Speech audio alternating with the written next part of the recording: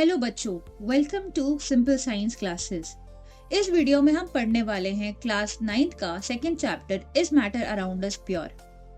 Chapter 1 हम already पढ़ चुके हैं और उस चैप्टर में हमने पढ़ा था कि मैटर क्या होता है। सो matter is anything that has mass and occupy space, है ना।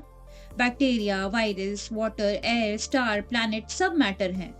और इसके साथ हमने ये भी पढ़ा था कि मैटर की physical properties and state of matters क्या होते हैं। अब सेकेंड चैप्टर में हम बात करेंगे मैटर की प्योरिटी के बारे में। तो सबसे पहले हम इस वर्ड प्योर को समझते हैं। नॉर्मल लैंग्वेज में प्योर का मतलब होता है साफ या बिना मिलावट का। अगर आपको दो अलग अलग डेयरी से दूध लाके दिया जाए जिनमें से एक डेयरी ने मिल्क में पानी मिलाया है, तो आप कहेंगे पानी वाला मिल्क इम्प्योर है और बिना पानी वाला मिल्क प्योर है ना। ऐसे ही प्योर घी, प्योर हनी, हर जगह हम बिना मिलावट वाली चीजों को प्योर बोलते हैं। बट क्या साइंस की लैंग्वेज में भी प्योर का सेम मीनिंग है?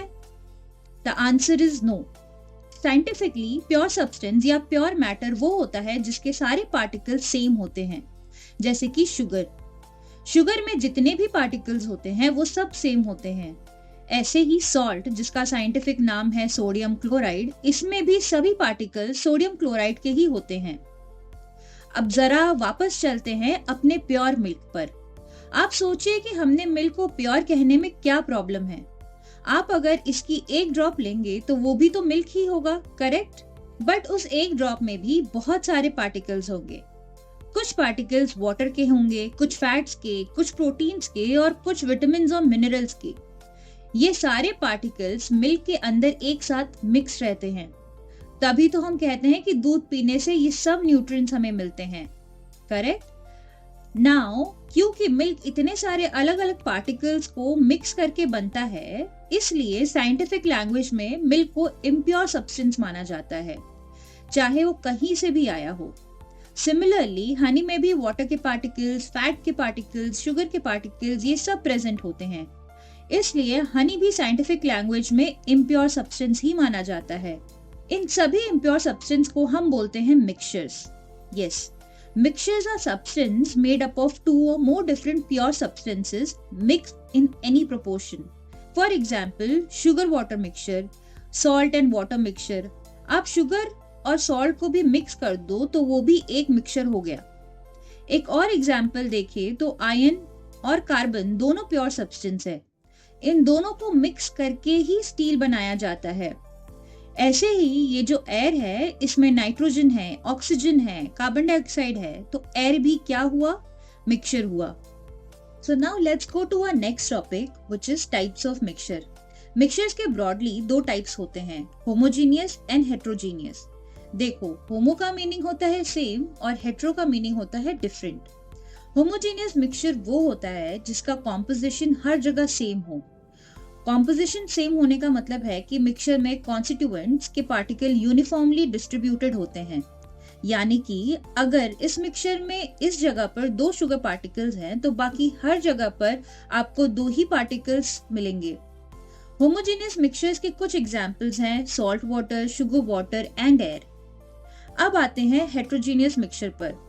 शुगर और सॉल्ट को आप चाहे जितना मिक्स कर लें, जूम करके देखने पर किसी जगह शुगर ज्यादा होगा तो किसी जगह सॉल्ट, और हमें फिजिकली डिफरेंट पार्ट्स भी दिखेंगे प्योर शुगर और प्योर सॉल्ट के। मतलब सॉल्ट और शुगर के पार्टिकल्स एक दूसरे में मिक्स नहीं हुए हैं, वो अभी भी छोटे छोटे ग्रुप्स बना के अपनी प्योर फॉर्म में ही प्रेजेंट है। ऐसे ही वाटर में अगर हम चॉक पाउडर को मिक्स करेंगे तो वो भी एक हेट्रोजीनियस मिक्सचर ही बनेगा। यहाँ तक कि मिल्क, जिसका एग्जाम्पल हमने पहले देखा था, वो भी एक हेट्रोजीनियस मिक्सचर ही है, बट उसको हम बाद में एक्सप्लेन करेंगे। तो अभी के लिए हम अपने नेक्स्ट टॉपिक की तरफ बढ़ते हैं। What is solution? Solution is a homogeneous mixture of two or more substances. इसके कुछ एग्जाम्पल्स हमने ऑलरेडी देखे हैं, जैसे salt solution, sugar solution, soda water. Soda water carbon dioxide gas को पानी में मिक्स करके बनाया जाता है और ये कार्बन डाइऑक्साइड वाटर में यूनिफॉर्मली डिस्ट्रीब्यूटेड रहती है। इसी तरह से अल्कोहल को या किसी एसिड को जब हम वाटर में डालते हैं तो वो भी एक सोल्यूशन ही बनता है। इन सब एग्जाम्पल से तो आपको लगेगा कि सोल्यूशन बस लिक्विड फॉर्म में ही एग्जिस्ट करता है, करेक्ट? बट ऐसा नहीं है। हम सॉलिड सॉल्यूशंस और गैस सॉल्यूशंस भी बना सकते हैं। गैस सॉल्यूशन का एक एग्जांपल है एयर। एयर में अलग अलग टाइप के गैसेस होमोजेनियसली मिक्स रहती हैं, जैसे nitrogen, oxygen, argon, carbon dioxide. और सॉलिड सॉल्यूशन के एग्जांपल्स देखें तो सभी एलॉयज सॉलिड सॉल्यूशन होते हैं, जैसे कि स्टील। एलॉय वो सब्सटेंस होते हैं जो किसी मेटल में दूसरे मेटल या नॉन मेटल के डिसॉल्व होने से बनता है। जैसे आयरन में कार्बन डिसॉल्व हुआ तो स्टील, और कॉपर में जिंक डिसॉल्व हुआ तो brass. Let's go to our next subtopic which is components of a solution. Solution के दो कंपोनेंट्स होते हैं या दो पार्ट्स होते हैं, एक सॉल्वेंट और दूसरा सोल्यूट। जो सब्सटेंस डिसॉल्व हो रहा है वो सोल्यूट होता है, और सॉल्वेंट वो सब्सटेंस होता है जिसमें सोल्यूट डिसॉल्व होता है। आई होप इतना क्लियर है आपको। जैसे कि शुगर सॉल्यूशन में वाटर सॉल्वेंट है और शुगर सोल्यूट, ऐसे ही ब्रास में जिंक सोल्यूट है और कॉपर सॉल्वेंट है। और आयोडीन को अगर आप अल्कोहल में ऐड करोगे तो एक सॉल्यूशन बनेगा जिसे हम कहते हैं टिंचर ऑफ आयोडीन। इस सॉल्यूशन में सोल्यूट होगा आयोडीन और सॉल्वेंट होगा अल्कोहल। यूजुअली क्या होता है कि सॉल्यूशन में सॉल्वेंट ज्यादा अमाउंट में होता है और सोल्यूट कम अमाउंट में। और सॉल्यूशन की कई प्रॉपर्टीज इस बात से डिसाइड होती है कि सॉल्वेंट में कितना सोल्यूट है। जैसे कि सॉल्ट सॉल्यूशन में कम सॉल्ट होगा तो उसका टेस्ट डिफरेंट होगा, और टिंचर ऑफ आयोडीन में ज्यादा आयोडीन होगा तो उसका कलर डिफरेंट होगा। साथ ही साथ किसी सॉल्यूशन में सोल्यूट का अमाउंट चेंज करने से उस सॉल्यूशन का बॉइलिंग पॉइंट, फ्रीजिंग पॉइंट सब चेंज हो जाता है। तो बेसिकली हमें सॉल्यूशन की एक बहुत ही इंपॉर्टेंट प्रॉपर्टी के बारे में पता लगता है जिसे हम कहते हैं concentration. The concentration of solution is the amount of solute present in a given amount of solution. Concentration को measure करने के वैसे तो बहुत सारे तरीके हैं, बट हम यहाँ बस 3 ही पढ़ेंगे, mass by mass, mass by volume और volume by volume। आप इन सब फॉर्मूला में एक चीज का ध्यान जरूर रखना कि न्यूमरेटर में सोल्यूट है और डिनोमिनेटर में सोल्यूशन है, सॉल्वेंट नहीं। मान लो आपको एक बीकर में वाटर और दूसरे में एसिड दिया जाए और आपको बताना है इन दोनों को मिक्स करने पर जो सोल्यूशन बनेगा उसका कॉन्सेंट्रेशन क्या होगा। फर्स्ट मेथड से कैलकुलेट करें तो पहले हमें चाहिए सोल्यूट का मास।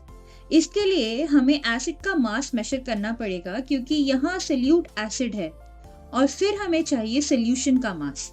सो हम इन दोनों को मिक्स करेंगे एंड फिर से मास मेजर करेंगे। यहाँ से हमें मिल जाएगा concentration as mass by mass percentage. दूसरे मेथड के लिए हमें चाहिए मास ऑफ सोल्यूट, तो वो तो हमने मेजर किया ही था, एंड साथ में हमें चाहिए वॉल्यूम ऑफ सोल्यूशन। तो हम इस सोल्यूशन का वॉल्यूम मेजर करेंगे और उसे यूज करके हमें मिलेगा concentration as mass by volume percentage. अगर सोल्यूट लिक्विड की जगह सॉलिड होता तो भी ये दोनों मेथड्स हम यूज कर सकते हैं। इन द थर्ड मेथड हमें मास ऑफ सोल्यूट नहीं चाहिए, हमें चाहिए volume of solute. So volume by volume concentration measure करने के लिए हमें मिक्सिंग से पहले एसिड या सोल्यूट की वॉल्यूम मेजर करनी पड़ेगी और फिर मिक्सिंग के बाद सोल्यूशन की वॉल्यूम। इन दोनों को डिवाइड करने से हमें मिल जाएगा concentration as volume by volume percentage. जिस सोल्यूशन का कॉन्सेंट्रेशन ज्यादा होगा उसे हम कॉन्सेंट्रेटेड सोल्यूशन कहेंगे, और जिसका कॉन्सेंट्रेशन कम होगा उसे हम कहेंगे डाइल्यूट सोल्यूशन। चलो तो फिर से एक एक्टिविटी करते हैं और इसे थोड़ा और बेहतर तरीके से समझते हैं।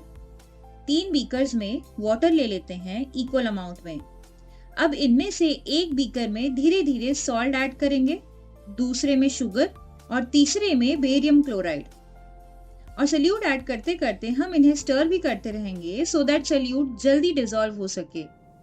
हमें ये भी नोट करना है कि हम इन सोल्यूशन में कितना सोल्यूट ऐड कर रहे हैं। आप देखोगे कि एक लिमिट बाद चाहे जितना स्टरिंग करते रहो सोल्यूट सोल्यूशन में नीचे सेटल होने लगता है। मतलब इतने सॉल्वेंट में अब और सोल्यूट डिसॉल्व नहीं हो सकता। इस स्टेज पे जो सोल्यूशन है उसे हम कहेंगे सैचुरेटेड सोल्यूशन, और सोल्यूट का जितना अमाउंट इस सोल्यूशन में डिसॉल्व्ड है उसे कहेंगे सॉल्युबिलिटी ऑफ द सोल्यूट। जैसे कि आप देख सकते हैं सॉल्ट की सॉल्युबिलिटी वाटर में अलग होती है और शुगर की अलग।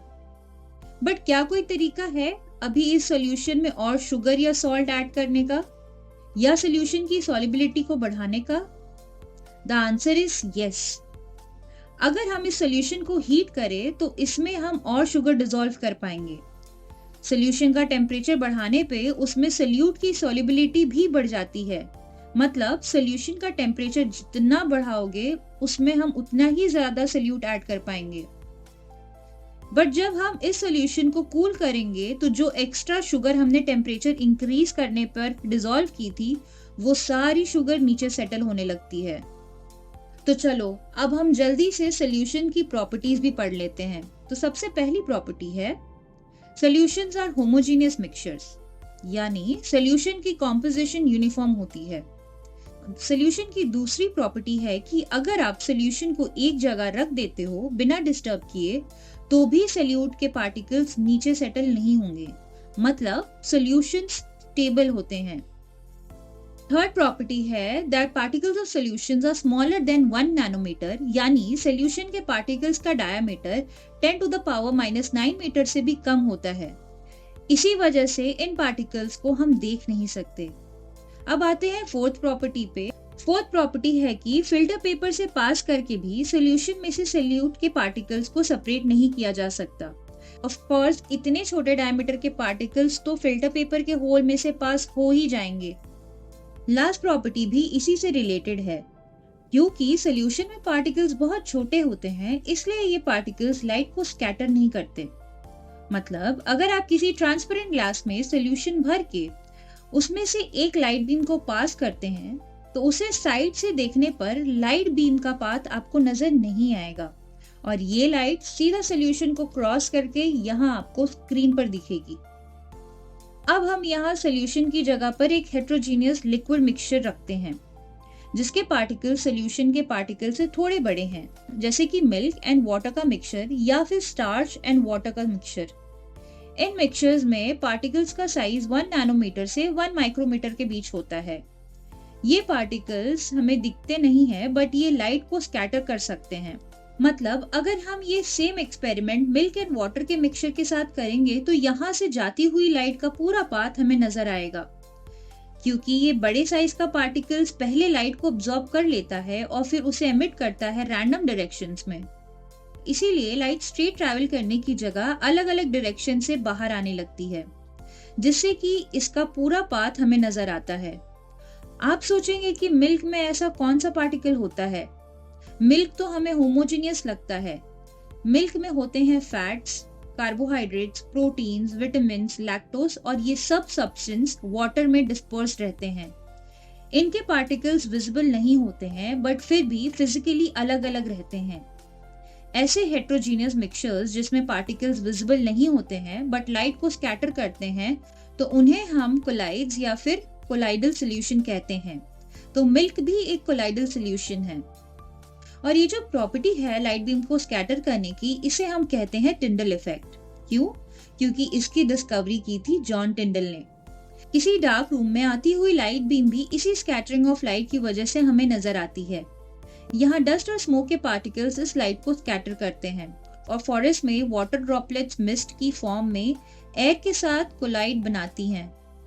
वहां भी हमें टिंडल इफेक्ट दिखता है। क्लाउड्स का वाइट कलर भी टिंडल इफेक्ट का ही एक एग्जाम्पल है।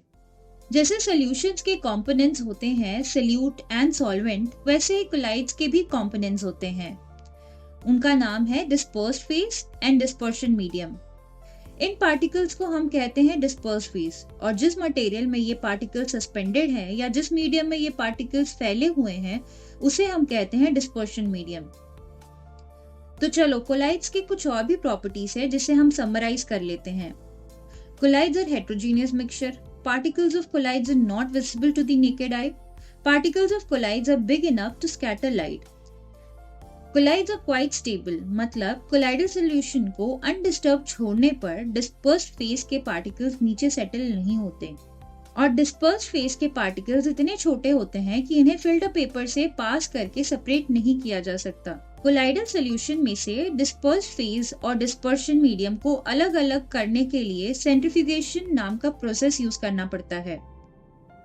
अब डिस्पर्स्ड फेज और डिस्पर्शन मीडियम लिक्विड स्टेट में है या सॉलिड स्टेट में है, इसके बेसिस पर अलग अलग टाइप के कोलॉइडल सॉल्यूशंस हमें मिलते हैं। यहाँ इस टेबल में आपको सब टाइप के कोलॉइडल्स के एग्जांपल्स मिलेंगे। तो हमने देखा कि सॉल्यूशन में सोल्यूट पार्टिकल्स 1 नैनोमीटर से छोटे होते हैं और उनसे थोड़े बड़े पार्टिकल्स हुए तो हमें मिलता है कोलाइडल सॉल्यूशन। पर किसी मिक्सचर में उससे भी बड़े पार्टिकल्स हुए तो ऐसे मिक्सचर को हम बोलते हैं सस्पेंशन। सस्पेंशन में सोल्यूट के पार्टिकल्स इतने बड़े होते हैं कि आप उनको देख सकते हैं, एंड ऑफ कोर्स ये पार्टिकल्स लाइट बीम को स्कैटर भी करते हैं। अब क्योंकि पार्टिकल्स का साइज काफी बड़ा है, तो इन्हें सस्पेंशन में से अलग करने के लिए सस्पेंशन को बस किसी फिल्टर पेपर से पास करना होता है और सारा सोल्यूट फिल्टर पेपर के ऊपर ही रह जाता है। अगर सस्पेंशन को अनडिस्टर्ब कहीं पर छोड़ दिया जाए तो भी सोल्यूट पार्टिकल्स नीचे सेटल हो जाते हैं। मतलब ये कि सस्पेंशन अनस्टेबल मिक्सचर्स होते हैं। वैसे सस्पेंशन के बहुत सारे एग्जाम्पल हैं, जैसे sand and water, mud and water and dust particles in the air. तो बच्चों, यहाँ पर इम्प्योर सब्सटेंस का पूरा टॉपिक खत्म हो चुका है। आई होप अब तक हमने जितना पढ़ाया आपको सब अच्छे से समझ में आया हो। एंड इन केस नहीं भी समझ में आया हो तो don't worry, you can always reach out to us, and if you have any doubts or any questions, you can leave it down in the comment and we'll make sure that we answer all your questions. तो चलो अब चलते हैं next section में। अब next section में हम पढ़ेंगे प्योर सब्सटेंस के बारे में, मगर उससे पहले एक टॉपिक जो कि बहुत इंपॉर्टेंट है, फिजिकल एंड केमिकल चेंजेस। तो पहले वो देख लेते हैं। बेसिकली फिजिकल चेंजेस और केमिकल चेंजेस में सबसे बड़ा डिफरेंस ये है कि फिजिकल चेंजेस में पार्टिकल्स का सिर्फ अरेंजमेंट चेंज होता है और केमिकल चेंजेस में पार्टिकल्स चेंज हो जाते हैं, मतलब नए टाइप के पार्टिकल्स बनते हैं। जैसे कि बॉइलिंग में वाटर के पार्टिकल्स ज्यादा एनर्जेटिक हो जाते हैं और एक दूसरे से दूर दूर हो जाते हैं, बट पार्टिकल्स वही हैं, वाटर वाले पार्टिकल्स। ऐसे चेंजेस को फिजिकल चेंज कहते हैं। इनमें सिर्फ फिजिकल प्रॉपर्टीज चेंज होती हैं, जैसे कि colour, hardness, rigidity, fluidity, density, melting point and boiling point. So boiling, melting, evaporation, ये सब फिजिकल चेंजेस हैं। केमिकल चेंजेस में नए सब्सटेंसेस बनते हैं जिनकी केमिकल प्रॉपर्टीज अलग होती हैं। यहाँ केमिकल प्रॉपर्टीज के एग्जाम्पल हुए ओडर या स्मेल, इन्फ्लेमेबिलिटी, टेस्ट एंड टॉक्सिसिटी। जैसे वाटर और कुकिंग ऑयल दोनों लिक्विड हैं, लेकिन उनकी केमिकल प्रॉपर्टीज बिल्कुल अलग हैं। They have different taste, they have different odor and they have different inflammability. अब केमिकल चेंजेस के कुछ एग्जाम्पल्स देखते हैं। पहला है बर्निंग। इसमें कोई सब्सटेंस ऑक्सीजन के साथ कंबाइन करके एक नया सब्सटेंस बनता है, जैसे कार्बन बर्निंग के बाद कार्बन डाइऑक्साइड बनती है। ऐसे ही जब आप अमोनियम हाइड्रोक्साइड को हीट करते हो तब अमोनियम हाइड्रोक्साइड के पार्टिकल्स टूटकर अमोनिया और वाटर के पार्टिकल्स बन जाते हैं। यहाँ दो नए टाइप के पार्टिकल्स बनते हैं, वाटर और अमोनिया, जो पहले नहीं थे। वाटर में से इलेक्ट्रिसिटी पास करने पर वाटर चेंज होकर हाइड्रोजन और ऑक्सीजन बनता है। ये प्रोसेस भी एक केमिकल चेंज ही है। ओके, सो आई होप आपको समझ में आ गया हो कि केमिकल और फिजिकल चेंज में क्या डिफरेंस होता है। तो हम आगे बढ़ते हैं और प्योर सब्सटेंस के बारे में पढ़ते हैं। प्योर सब्सटेंसेस की साइंटिफिक मीनिंग तो हमने पहले ही पढ़ ली थी। कोई भी मैटर जिसके सारे पार्टिकल सेम केमिकल नेचर के हैं वो प्योर होते हैं। प्योर सब्सटेंस दो टाइप के होते हैं, elements and compounds.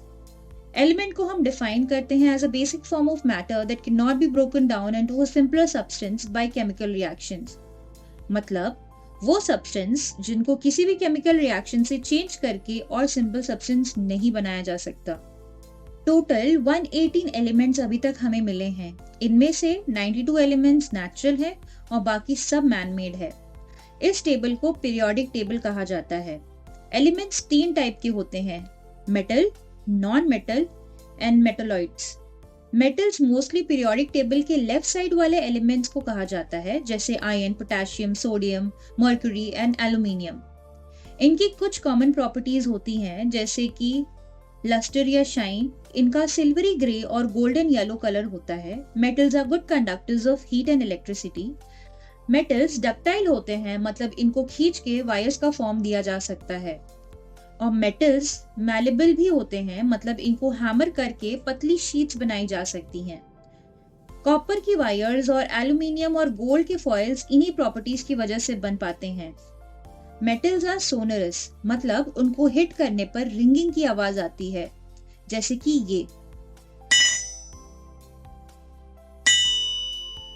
Usually metals का मेल्टिंग पॉइंट बहुत हाई होता है, सो मेटल्स रूम टेम्परेचर पर सॉलिड फॉर्म में ही रहते हैं, except gallium, caesium and mercury. Mercury तो रूम टेम्परेचर पर लिक्विड स्टेट में होता है और गैलियम का मेल्टिंग पॉइंट इतना लो होता है कि उसको अगर आप हाथ में रखेंगे तो वो मेल्ट होने लगता है। तो चलते हैं नॉन मेटल्स पर। Non metals mostly periodic table के राइट साइड पर होते हैं, जैसे कि ऑक्सीजन, सल्फर, क्लोरीन। और अगर इनकी प्रॉपर्टीज हम देखें तो नॉन मेटल्स के बहुत अलग अलग कलर्स होते हैं, जैसे कार्बन यूजुअली ब्लैक होता है, sulphur yellow and bromine reddish brown. Non metals are poor conductors of heat and electricity. Non metals में लस्टर, सोनोरोसिटी, डक्टिलिटी और मैलेबिलिटी जैसी प्रॉपर्टीज नहीं होती। नॉन मेटल्स में से ज्यादातर एलिमेंट्स रूम टेम्परेचर पर गैसियस स्टेट में ही होते हैं, but there are some exceptions. Bromine room temperature पर लिक्विड होता है और 5 और नॉन मेटल्स हैं, जैसे आयोडीन, कार्बन, सल्फर, सेलेनियम और फास्फोरस, जो कि सॉलिड स्टेट में होते हैं। बाकी सब गैसियस है। कुछ एलिमेंट्स ऐसे होते हैं जिनकी प्रॉपर्टीज कुछ मेटल जैसी हैं और कुछ नॉन मेटल जैसी। ऐसे एलिमेंट्स को मेटलॉइड्स कहते हैं, जैसे कि boron, silicon, germanium and etcetera. ये पीरियोडिक टेबल में मेटल्स और नॉन मेटल्स के बीच में मिलते हैं। अब देखते हैं प्योर सब्सटेंस का दूसरा type, which is compounds. A compound is a substance composed of 2 or more elements, chemically combined with one another in fixed proportion.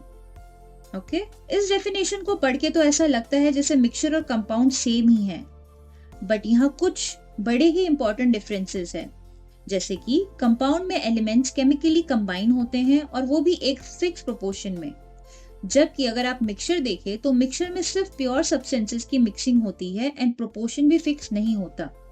तो इस डिफरेंस को हम थोड़ा बेटर तरीके से समझेंगे एक एक्टिविटी की हेल्प से। 2 चाइना डिश में आयरन फिलिंग्स और सल्फर पाउडर का मिक्सचर ले लो एंड देन उनमें से एक चाइना डिश को हीट करते हुए मिक्स करो और दूसरे को विदाउट हीटिंग मिक्स करो।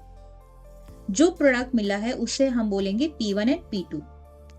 P1 कुछ ऐसा नजर आएगा।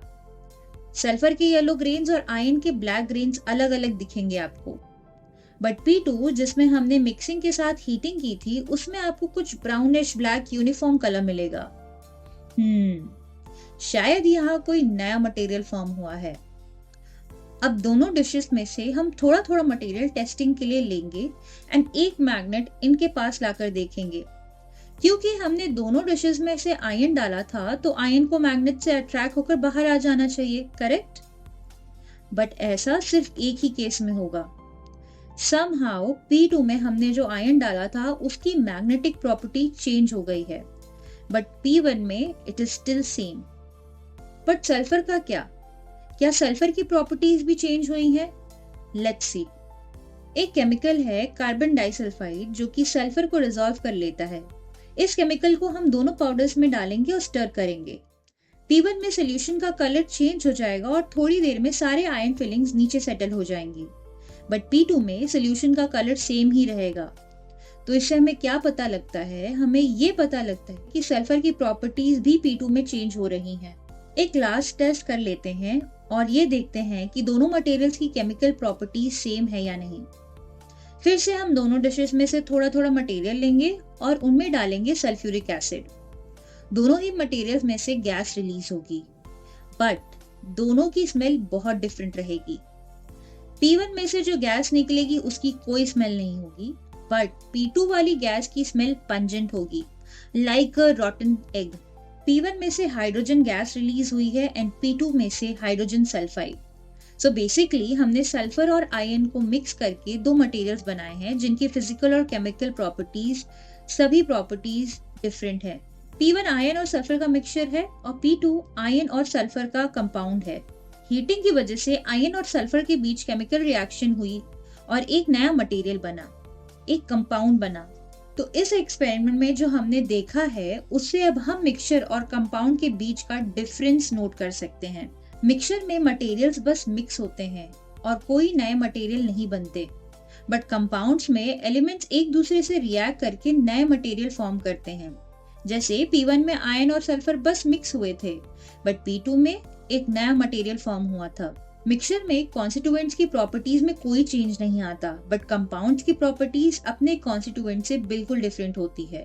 जैसे P1 में आयन की मैग्नेटिक प्रॉपर्टी और सल्फर की डिसॉल्विंग प्रॉपर्टी बिल्कुल चेंज नहीं हुई थी, बट P2 में दोनों ही प्रॉपर्टीज नहीं थी। मिक्सचर के कॉन्स्टिट्यूएंट्स को इजीली सेपरेट किया जा सकता है। जैसे मैग्नेट से हमने P1 में से आयन अलग कर लिया था, बट कंपाउंड में से कॉन्स्टिट्यूएंट सेपरेट करने के लिए केमिकल या इलेक्ट्रोकेमिकल मेथड यूज करना पड़ता है। मिक्सचर का कॉम्पोजिशन फिक्स नहीं होता है, बट कंपाउंड का कॉम्पोजिशन हमेशा फिक्स होता है। जैसे वाटर में आपको हमेशा 2 पार्ट हाइड्रोजन और 1 पार्ट ऑक्सीजन का मिलेगा। तो चलो अब हम आ चुके हैं इस चैप्टर के लास्ट टॉपिक पर, which is methods of separation. Mixture में से कॉन्स्टिट्यूएंट्स को अलग अलग करने के हमारे पास कई मेथड्स हैं और उन्हें हम यहाँ पढ़ने वाले हैं। किसी मिक्सचर को सेपरेट करने के लिए कौन सा मेथड यूज करना है, ये हमें मिक्सचर के कॉन्स्टिट्यूएंट्स की प्रॉपर्टी से पता लगता है। जैसे अगर मिक्सचर के कॉन्स्टिट्यूएंट में से एक कॉन्स्टिट्यूएंट आयन है, तो मैग्नेट से हम बहुत इजीली उसे सेपरेट कर सकते हैं। ऐसे ही अगर मिक्सचर में एक मटेरियल सब्लिमेट होता है और दूसरा नहीं होता, तो आप मिक्सचर को सिंपली हीट करके सेपरेट कर सकते हैं। जैसे कि अमोनियम क्लोराइड और सोडियम क्लोराइड के मिक्सचर में अमोनियम क्लोराइड सब्लिमेट होता है। सो अगर इस मिक्सचर को हीट किया जाए, अमोनियम क्लोराइड सब्लिमेट होके सेपरेट हो जाएगा एंड यहाँ बचेगा बस सोडियम क्लोराइड। हम कॉन्स्टिट्यूएंट्स के वेट डिफरेंस को यूज करके भी उनको सेपरेट कर सकते हैं। इस टेक्निक को कहते हैं विनोइंग, और ये हस्क एंड व्हीट ग्रेन्स को सेपरेट करने में यूज होती है। तो चलो अगर लिक्विड मिक्सचर में सेपरेशन की बात करें तो सबसे सिंपल मेथड है फिल्टरेशन। किसी भी सस्पेंशन के लिए इस मेथड को यूज कर सकते हैं, जैसे हमने सैंड एंड वाटर के केस में किया था। Correct. Next method of separation है सेंट्रीफ्यूगेशन। सेंट्रीफ्यूगेशन हम यूज करते हैं कोलाइड्स के लिए, like milk, curd, blood plasma.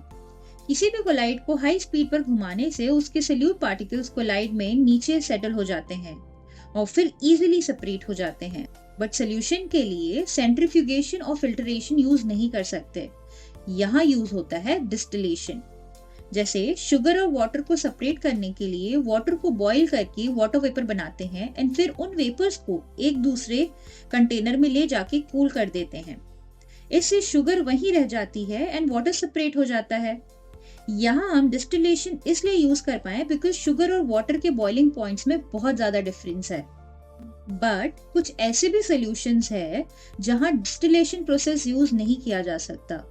जैसे कि अगर किसी इंक के कंपोनेंट्स को सेपरेट करना हो, प्रॉब्लम ये है कि इन सभी कंपोनेंट्स का बॉइलिंग पॉइंट नियरली सेम होता है, तो यहाँ डिस्टिलेशन से सेपरेशन पॉसिबल नहीं है। इसलिए यहाँ हम यूज करते हैं क्रोमैटोग्राफी।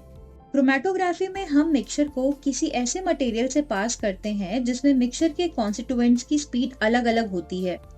इससे सारे कंपोनेंट्स उस मटेरियल के ऊपर अलग अलग स्पॉट्स बना लेते हैं। जैसे ब्लैक इंक में 3 कलर की इंक मिक्स होती है। इसके कंपोनेंट सेपरेट करने के लिए हम क्रोमैटोग्राफी यूज करते हैं। वाटर इस इंक को पेपर में ऊपर लेके जाता है और फिर ब्लैक इंक में प्रेजेंट अलग अलग कलर की इंक्स इस पेपर पर अलग अलग स्पॉट्स बना लेती हैं। तो बच्चों, यहाँ अब हमारा चैप्टर खत्म होता है। यहाँ एक डायग्राम में हमने मैटर के केमिकल नेचर को समराइज कर रखा है। इस चैप्टर की ये एक कंप्लीट समरी है। जो भी टॉपिक्स हमने यहाँ पढ़े हैं वो सब आपको यहाँ मिलेगा। Pure, impure elements, compound, homogeneous solutions, colloids, everything is been mentioned here. तो यहाँ हमारा सेकंड चैप्टर कंप्लीट होता है। अगर आपको कोई भी और डाउट्स हो, क्वेश्चंस हो, do let us know. Thank you so much for watching this video. Do like and share it with your friends if you found this useful. Also, for people who have not watched first chapter, we have mentioned the link in description below. Again, thank you and subscribe us for chapter 3. Bye-bye.